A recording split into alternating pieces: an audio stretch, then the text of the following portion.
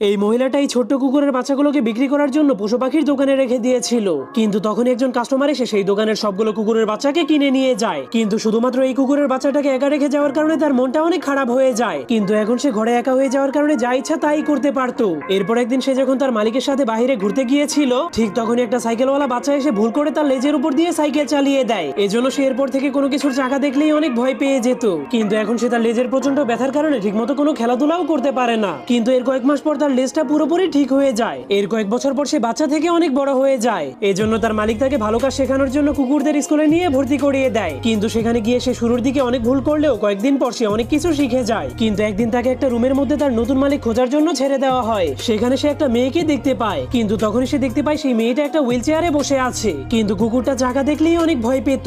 এজন্য সে অনেক ভয় পেয়ে মেয়েটার কাছ থেকে পালিয়ে যায়। যা দেখার পর মেয়েটার মনটা অনেক খারাপ হয়ে যাওয়ার কারণে তার শ্বাসকষ্ট শুরু হয়ে যায়। কিন্তু মেয়েটা গ্যাস দিতে গেলেই তার